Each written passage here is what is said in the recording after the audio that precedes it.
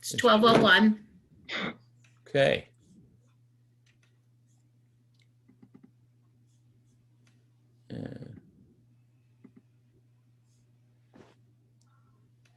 All right. Good morning. April 26th. Wild. It's unbelievable. Just do my quick COVID update, which actually will be pretty quick this week since we didn't meet last week. The good news is the virus has increased less than the week before. I did a 2-week look back, and it actually went down by 2,000 people in Massachusetts. The total number of cases, it's really hard. It's an astounding number that we've had over the year, a little more than a year, right? Year and a month, maybe a year and 2 months, if you want to count February, is 618,054 people just in our state alone. And nationally, it was 31.8 million. It's actually a little higher than 31.8 million, but I was abbreviating. And the number of people who died rose by 89 this week. And that's a floating number. It's again, pretty tough number to see, considering that it used to be hundreds some weeks ago. That's an improvement. And it was actually 67 the week before. Number of people passed away. But we're at over 17,000 people, 17,034 people to be exact, altogether in Massachusetts passed away as of April 24th, which is the last data set I was able to get. But in terms of deaths in the US, we're almost at 565,000 people. And what's remarkable, I worked off a chart from the fall. So when I was looking at the numbers and comparing how much it had grown since, I feel like it was September last fall, I was sort of shocked at our state numbers more than the national, because national you hear a lot, but this has been something. It's so people who minimize this, they're really not keeping in touch, or they must not know someone who died, because I always assume everyone knows someone who's passed away, at least one person, if not many, more. It's been a really tough, and luckily the sun's starting to shine, the weather's getting better, and the vaccines are getting out there, thank goodness. From a congregate care homes perspective, we're a couple of less than the week before, using it's every Wednesday this comes out, and you see that in the provider system, which is much bigger, there's 31 cases. In the state operating system, there's 9 cases. They don't track provider staff. Current staff in state ops are 14 people that actually have the virus that are state workers. But basically the virus activity has decreased. There were no deaths reported this week. And the difference between the two types of settings that are congregate is 0.1%. So it's 0.8% versus 0.4% in the provider homes. And if you looked at the recovery rates, you'd see they're 27 and 20%.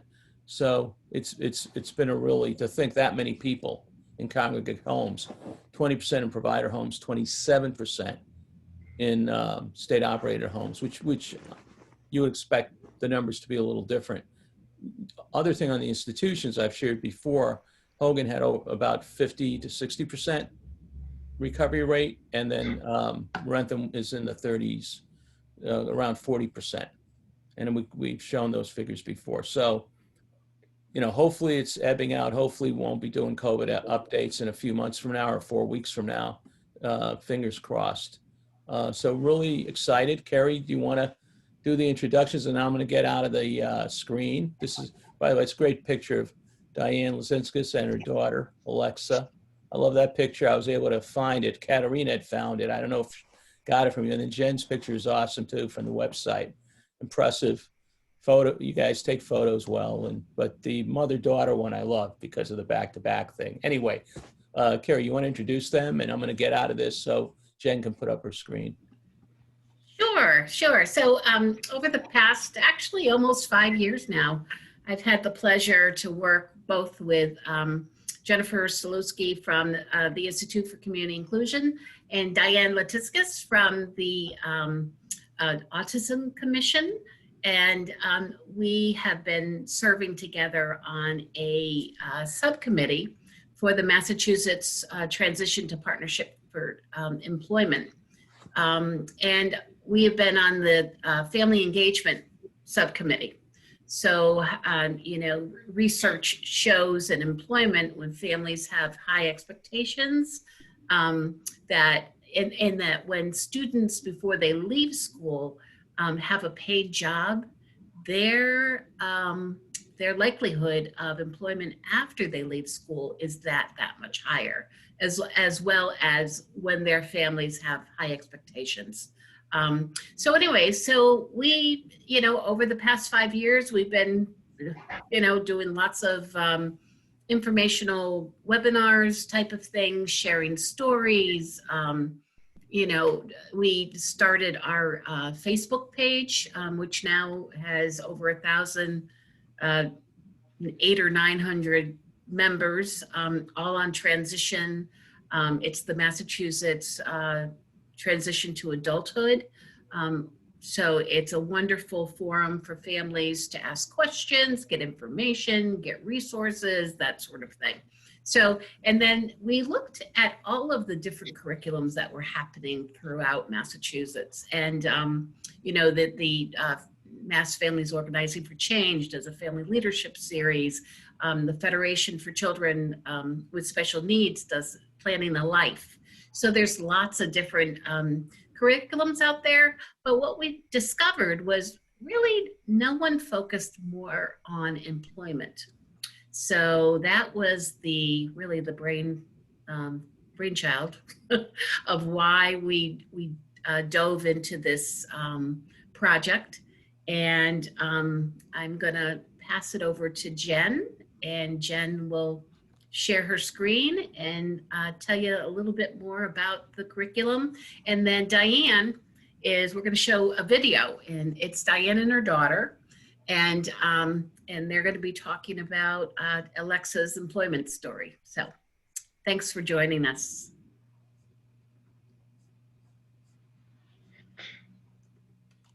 Thank you, Kerry. I'm delighted to be here. I'm always happy to talk about the Raising Expectations for Better Futures curriculum.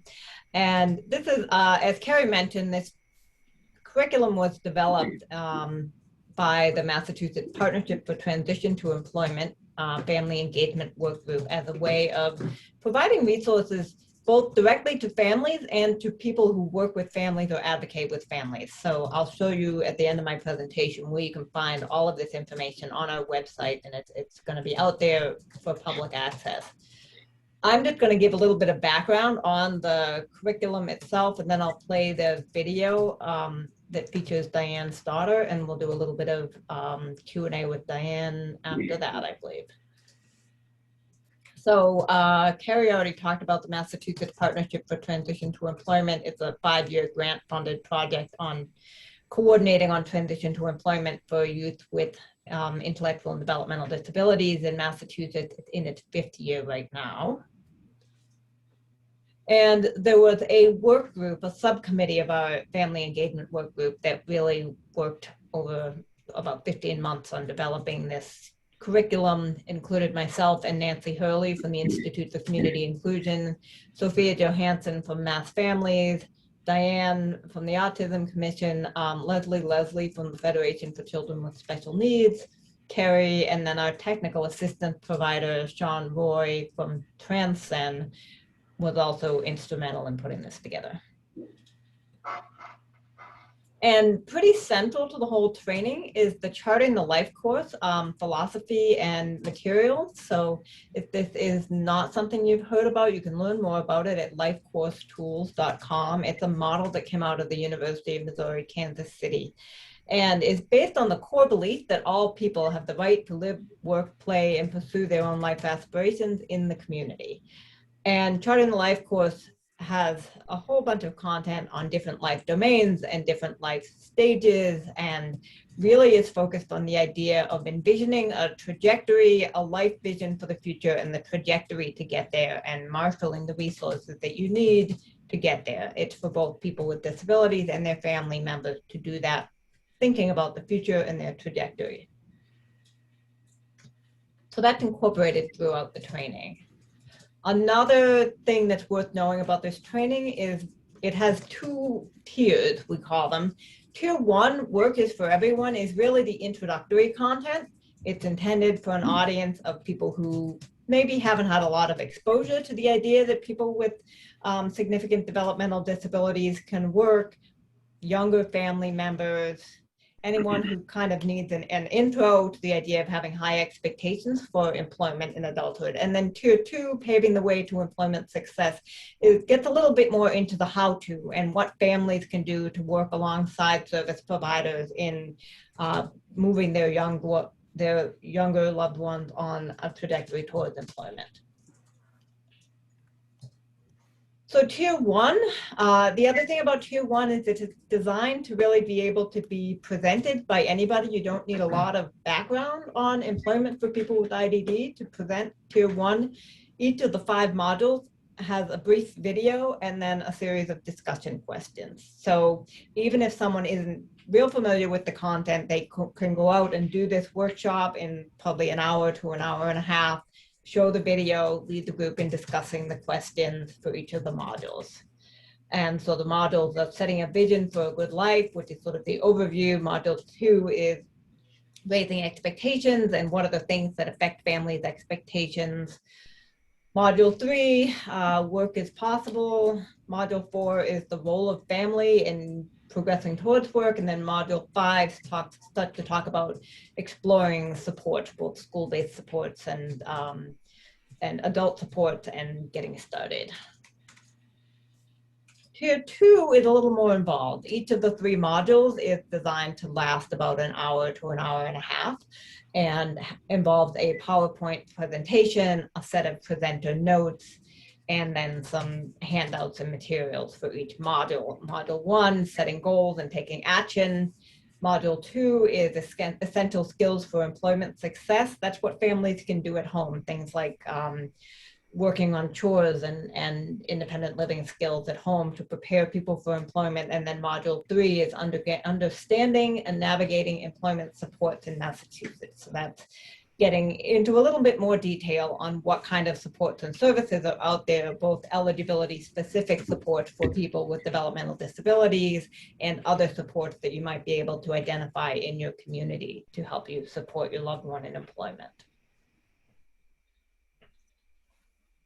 So we launched the curriculum with a webinar series in February and March of 2021. You can see here that we had, these are the people that responded to our feedback survey. There actually were more like, I'm trying to think how many people were at each session, Kerry. It was more like 75, I think, people per session who participated. Yeah, I think it was closer to 80. Okay. Yeah, just about 80 per session. So it was really great turnout. We can tell from people that responded to the feedback survey that it was fairly evenly split between family members and professionals who work with family members. And we also got some really positive feedback from people who participated. So it's a little hard to see the colors here, but basically just about everybody either agreed or strongly agreed that the content presented in the series increased their knowledge about employment and raising expectations. So before I wrap up, I'm just going to switch my screen share over and show you a little bit of the website, and then I will go ahead and share the video.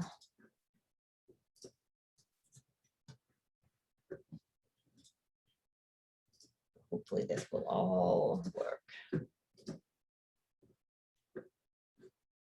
So the Raising Expectations website, you can see that it is at employmentfirstma.org/raising expectations.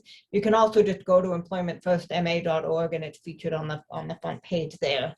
And this website includes a bit of an overview of the training, the 2 tiers, just kind of what I just talked through today, a link to the life course tools, and then for each tier, all of the content is available for download or for viewing on this website. There's a presenter guide for each tier, a set of handouts for each tier, and then the videos for tier 1 are all included here on the website too. we're also sharing on the website the recordings of the webinars that we did to demonstrate the curriculum. So you can watch those full webinars, also available by link on this website. And then the same thing for tier 2, the presenter guide, the handouts, and then the PowerPoint presentations are available here as well. And those are, you can download those in PowerPoint format, make modifications as needed, and we encourage people to download and share this content. We really created it not just to do these webinars, but to try to get it out there as a tool for other people who are working with families to use. So I'm just gonna pause for a moment and see if there's any overall questions, and then I can play the video and hand it over to Dianne. I just have a quick question. You said that this is a 5-year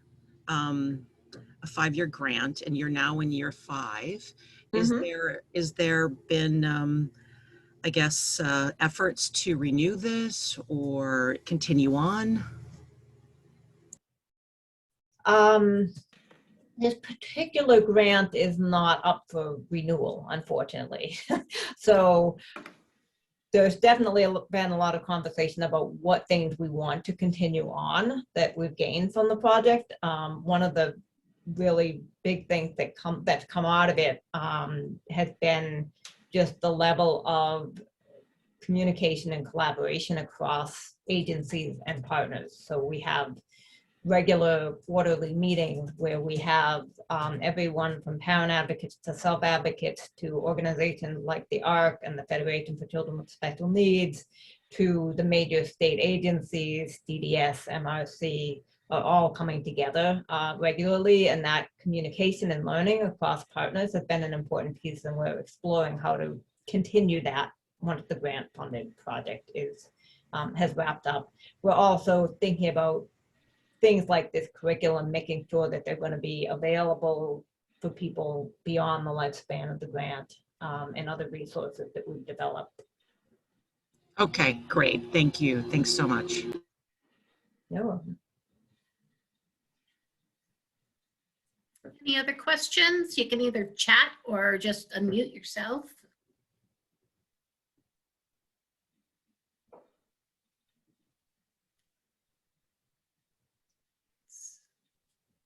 So maybe we could. All right, should we go ahead? I don't know, Dianne, do you want to introduce yourself, or should I just start in with the video? I can briefly introduce myself. So my name's Dianne Lescinskas, and thank you, Jen, Kerry, and Leo. The picture that you saw in the beginning that's my daughter, Alexa, and this video is going to talk a lot about Alexa and how she got to be where she is today. And really it is, you know, that work is possible, and we started very, very young with those high expectations, our entire family, and then ensuring that the outside community also had those same expectations, as well as the school. So it'll sort of go through where she started, and then I can talk about where after the video where she is today. Okay, so I mentioned that there were 2 tiers to the training. This video is actually tier 1, module 3.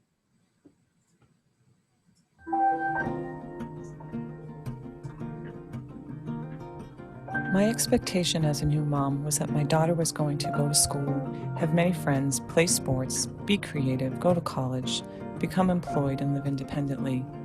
Early on, my reality changed to early intervention, leaving birthday parties due to behaviors which led to less invites, to looking at substantially separate programs, to thinking about what was going to happen to my daughter when she ages. Although my reality changed, my expectations did not. Our expectations for our children is that they will eventually work. The skills that are needed to work do not just come from setting goals in an IEP, but they can and should start at home. Pick up your toys, make your bed, clear the dishes from the table. This eventually leads to clean your room, learn to do your own laundry, help with yard work, take out the trash, set your alarm to get up on time, and so on. These were our expectations, and it took a lot of practice and repetition, but we had faith that our daughter could do it, and we wanted wanted to support Alexa in achieving her goal of being employed, having friends, and living a good life. Alexa's first job was an internship at City Hall. A friend from high school was looking for interns, and I reached out and asked if she would give our daughter an opportunity. There was preparations on both ends, meeting several times prior to the internship start date, getting familiar with new people, and talking through what strengths our daughter had to offer and what assistance she may need. All of the skills learned at home and in school helped Alexa in her first job. Her second job was a paid position. A local flower shop where I had worked at one time was looking for help. The owner is kind and welcoming, so we reached out. We asked the school to help us with understanding the skills needed to do the job and assist by working on the skills necessary to be successful. These opportunities and starting early at home led to skill building, promoting independence, taking a risk, and giving opportunity to apply skills learned at home and in the community. Practicing these skills is what is essential for success, but it can be scary to let go, and it feels overwhelming, but the end result is worth it. It starts with expectation at home and having the attitude that everyone has something to contribute and work is possible. It might look different from the way that someone else does it, but the expectation is that it will get done. There will be risks taking and sometimes failure, but that is how we all learn and get better. We have to let our loved ones surprise us, and they will. 40 years ago, people with significant disabilities did not have many opportunities in the workforce, but that has changed. Today, we see people with disabilities working real jobs, earning real wages, and being connected to their community. Work is possible. But before our loved ones go to work, they need to be prepared for their future. Sometimes it is our own fears that get in the way when we think about our loved ones being employed and not having their support system with them each day. Let's talk about those fears and address them by having a conversation with the school, your own family, and your loved one. How can you address those fears and work on the skills that are needed for someone to be safe? Think about the skills that are needed to travel to work, to be in a workplace and communicate with others, and to be safe while at work. Write down the safety skills that you want to be addressed at the school and in the IEP, and start to work on the skills at home and in your community. Let your loved ones surprise you with what they already know and what they can do, and start to give them the independence to do more. Set the expectation that work is possible by starting early with responsibility and chores to help build skills, independence, and confidence. Once your loved one has developed a new skill, faith support and introduce new responsibilities. While building these skills at home and in the community, talk to the school about setting specific employment goals, career readiness, resume building, communication and interview skills, grooming, traveling in the community on foot, transit or rideshare, and safety in the community. Is there a school store or cafe to practice these skills? At a young age, discuss careers and different types of jobs. Explore the internet or talk to family and friends about their work and their experiences.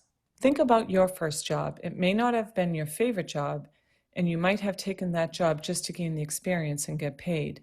The skills you learn on any job help you to figure out what you like and what you don't like. Any work experience is good experience, and it is a great way to build skills and confidence. Think about internships that could lead to paid employment, volunteering in the community or at a local church, walking a neighbor's dog or doing yard work. It is the experience that matters. Eventually, you can use your social capital. Do you know someone that owns a business that might give your loved one an opportunity to use their skills in a paid position or practice their skills in an unpaid position that could eventually lead them to being employed? All of the skill building discussed here, whether at home, in school, or in the community, may require you and your loved one to take a risk at something new, and the possibility of failing is real. But sometimes we have to have faith that they will be successful and that all of the experience that they have had will guide them to their success. As caregivers and parents, we can facilitate their growth by having them participate in after-school programs, community activities, volunteer experiences, excursions to new places to explore, and social opportunities with friends. All of these experiences will help to promote independence and build confidence within. Meet with the school to set employment and independence goals in the IEP and for opportunities to apply the skills that you have helped to develop. Work is possible when we all work together to build skills, gain different types of experiences, and grow more independent.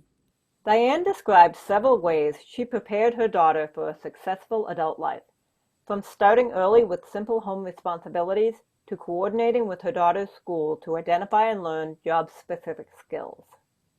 Next, we're going to examine the skills and attributes your loved one already has and what skills you might want to help them build toward a good life that includes employment. Looking back at past life experiences again, think about the skills your loved one has already gained that could help them in employment. List one or more of those above the arrow. Next, move over to the moving forward part of the trajectory. Add one or two ideas above the arrow for skills that they still need to learn.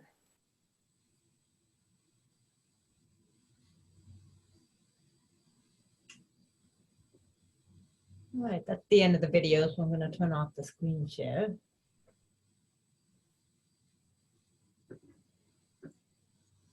So yeah, I love watching that video. It's really great. It was so great working with everyone for the past 5 years, and this was just one of the projects. So I don't know if anyone has any questions for me, but I'll just sort of review what Alexa is doing now. So Alexa is currently 24 years old. She was educated in Boston Public Schools, and she was included in school. And I really do believe that having all of those inclusion opportunities helped Alexa to be where she is today and propel her where she is today. I always talk to parents about, everything on that video looked very positive, and it is positive. But as we all know, as parents, those of you who are parents or work with individuals with disabilities, that it's not easy. It really isn't. And we had many, many bumps in the road, but we got through them, and we just, forged forward with what we knew, what we expected of Alexa to someday be employed. So she today works part-time at TJ Maxx. She works 3 days a week. She has a job coach through Best Buddies. She has 2 mentors through the You're With Us program, and they're students at Northeastern.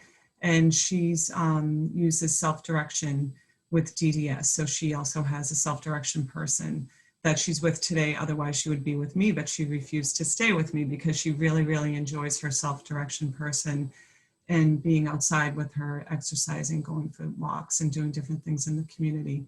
So that's where she is today. We really did focus a lot in after school programs because we knew that anything that Alexa was doing at school was wonderful, but we really needed to practice all those skills outside the 4 walls of her school. So we really pushed for more after school opportunities for her at a local Boys and Girls Club.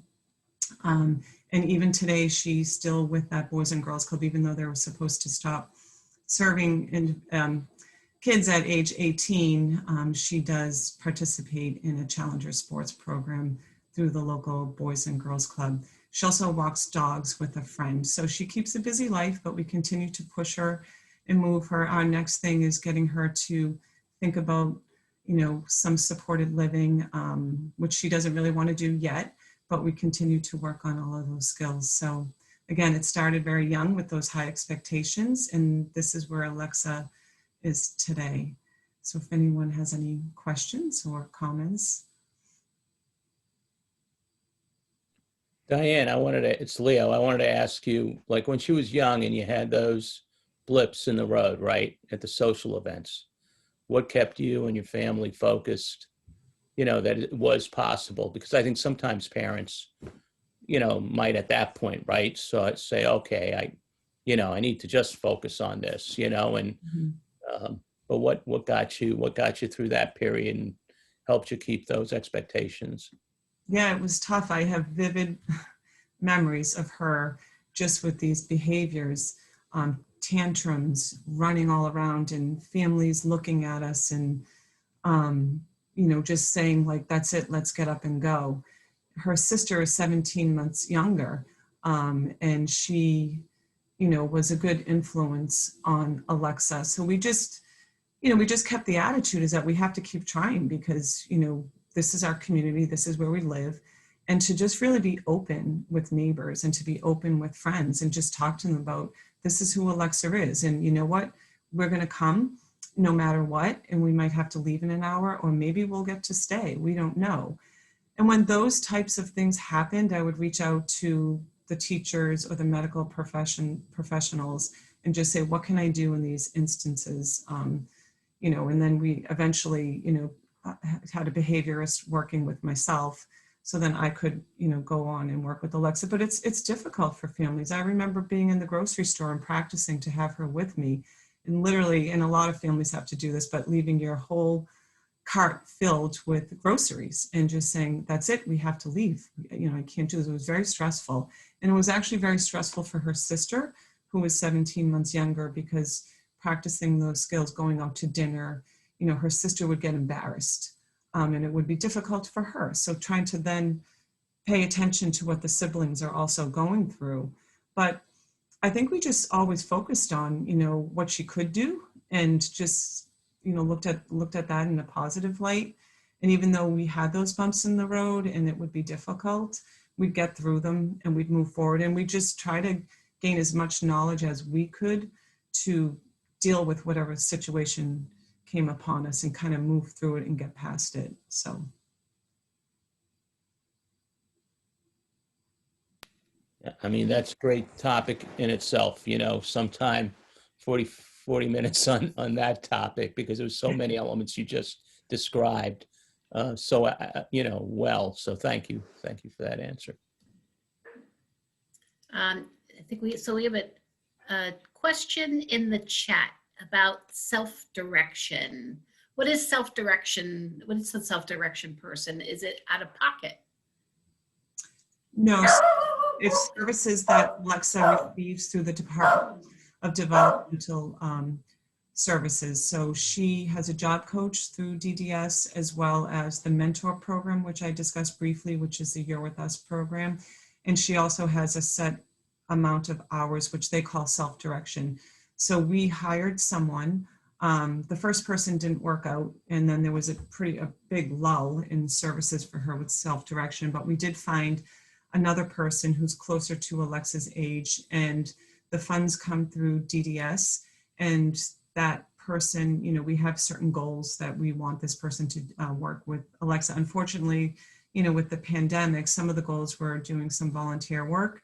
So even though Alexa works, we wanted to make sure that she's maintaining a lot of the skills that she had learned while she was in school. We wanted to continue to learn those, but we sort of refocused some of her goals, and now they do a lot of exercise together. They used to go to the gym, but not so much anymore. So a lot of outdoor exercising, as well as the financial literacy piece. Alexa is not good with money. She just thinks that, you know, a debit card will go on and on forever. She can't really, it's difficult for her to understand, you know, the where money comes from, and when you spend it, it's just gone. So she really works hard with her on, they'll go shopping, and how to do a budget. So those types of things, and continues to work on her with her grooming. And, you know, she's just really a nice mentor. And what's been nice about it, Alexa has friends that she was in the Boston Public Schools with, who also were there until they were 22 years old. This self-direction person, her name is Ariana, has connected with Alexa's friends. So they do things together as well. So she'll pick up Alexa's friends, and the whole group of them will go out and do things together. So it's been really, really nice. And that is actually the same with the mentors from the You're With Us program.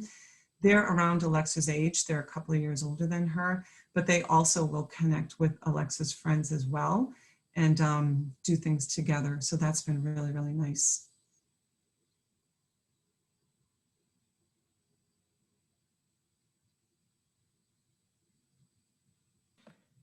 Thanks, Diane. Let's see, another chat. Is it, I think about the self-direction, is it simply job coaching or more? And how many hours do you get a week? So the job coach is separate. We have the job coach through DDS, and the provider is Best Buddies, and they work with Alexa at TJ Maxx. So they can help you actually find a job. They can work on resume writing. But when Alexa left school at age 22, she was with the Mass Rehab Commission as well, doing pre-ets, and they helped her find that job and obtain that job. And so the job coach is helping Alexa maintain that job. So when an issue arises, Alexa, well, you know, in the beginning, I had to reach out always to the job coach, but now we really work on Alexa reaching out to the job coach, helping Alexa sort of navigate the, you know, work, relationships at work, even something as simple as asking for time off if she needs a vacation day. Alexa has a very hard time doing that. So we would put notes on her iPhone and help her advocate for herself to ask for that time off, but the job coach would do that in the beginning. So that's one service that she has through DDS. The second one is self-direction. And I actually look at it, more of a friendship, you know, for Alexa, even though that self-direction person, and you set your own goals. So it's sort of what do you want that self-direction person to do with your loved one? And for us, it was maybe looking for volunteer work in the community, as well as, you know, exercising in the financial literacy piece. So they're separate and distinct. And for hours, it's you work with your DDS coordinator on that. It just really sort of depends. So some families choose all self-direction, and that's all they might want. Where for us, you know, we knew Alexa was going to be employed. That was our goal. So we, you know, some of the funds go towards the job coach. And we really liked the Year With Us program. And Alexa had that program at Boston Public Schools. Boston Public Schools had hired the Year With Us program. They were under contract with them. So she was using that service while she was in school. And DDS also has a contract with them in the mentorship. So we sort of split it all up. So our hours would look different, or Alexa's hours would look different from someone else's. Yeah, Kerry, I'm thinking it might just, you know, in the future, maybe we'll have an overall session on this topic, but as someone who has a transition age, youth, you want to be, that's why Charting Life course is so important. You want to know what your vision is, which is what Diane's pretty much saying. And then you get approached by state folks during that transition period, well, probably in the last year of the transition period, whatever. And you better know what your vision is, and your son, daughter, loved one should have a handle on what their vision is, right? It should be a shared vision. And if not, you're just going to hear the easy way out, right? Which is, oh, we have these 3 referrals for you for these 3-day programs. We have this, maybe you'll get family support money, maybe you won't, you know what I mean? And a small percentage get some residential options. So you really have to be prepared for that period, you know, and I don't know if, you know, any of you want to add to that, just as a background piece, but we do that topic off and on during the year. Kerry hosts something on the general topic, and there's so many pieces to it. But what Dianne described, you know, I thought was really good in terms of the way she described it for her family. But you really have to be prepared, because you may not hear about it. You may go to a referral, and you'll just get those referrals to a vocational program or a day program.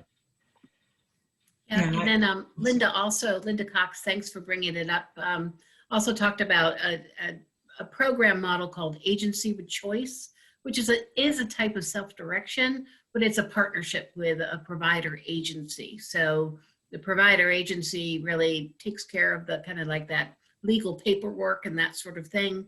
But you, as the family, would provide the training, the scheduling, the job description, and that sort of thing. So there's lots of different options. And yeah, if you go on our the Arc of Mass YouTube channel, we have had a few webinars that have been recorded on self-direction. So every story is different, which is really exciting.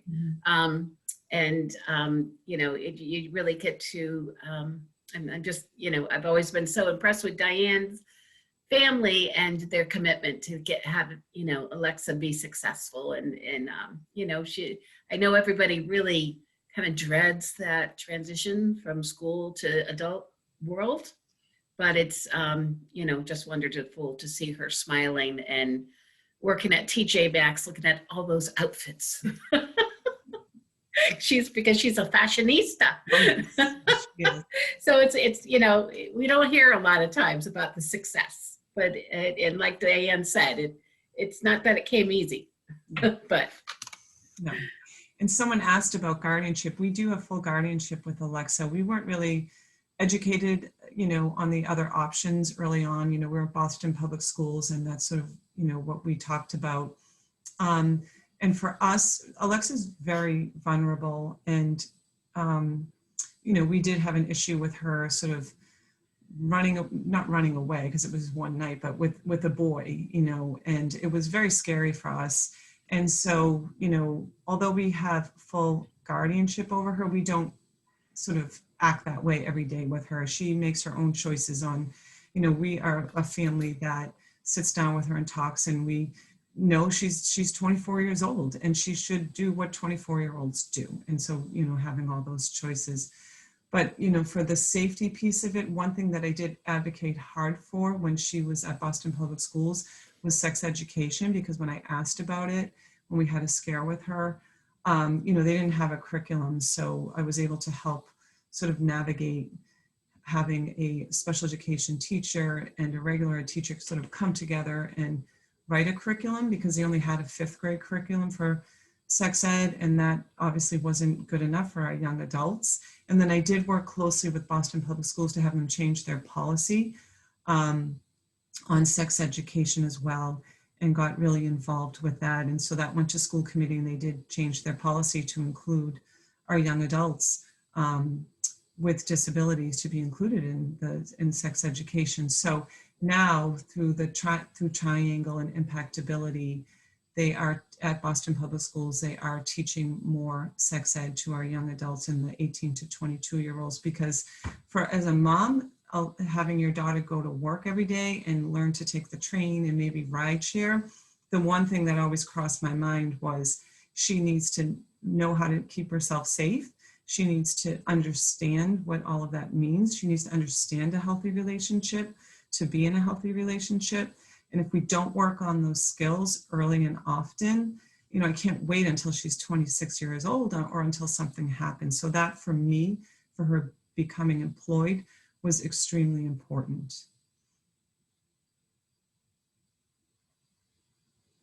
Yes, Elevatus is something that I worked with as well too. Yeah, great. I know.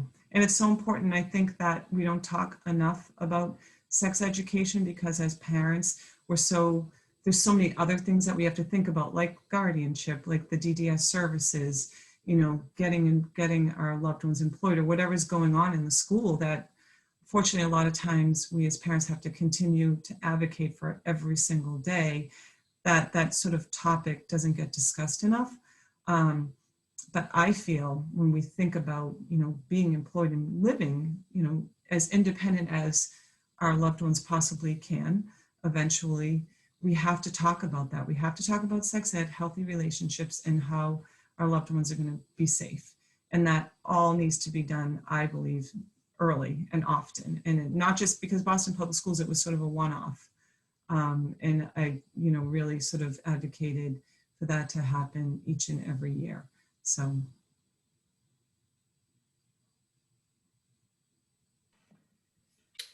Terrific. Okay.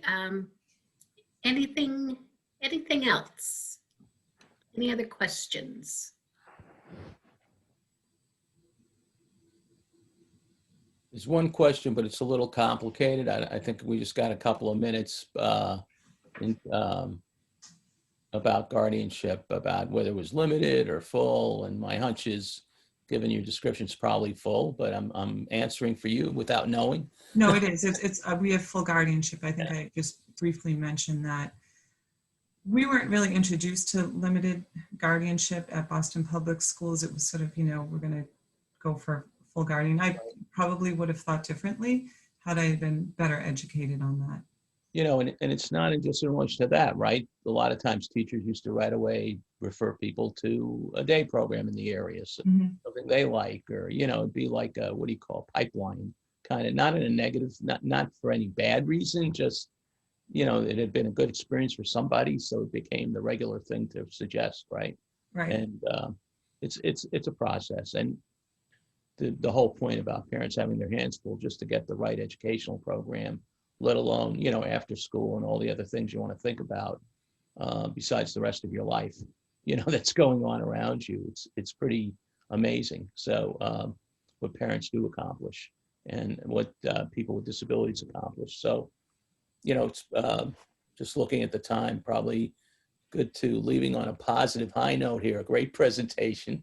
Jen, thank you for being with us. Appreciate ICI as well. And Dianne, thank you, for a wonderful presentation as well.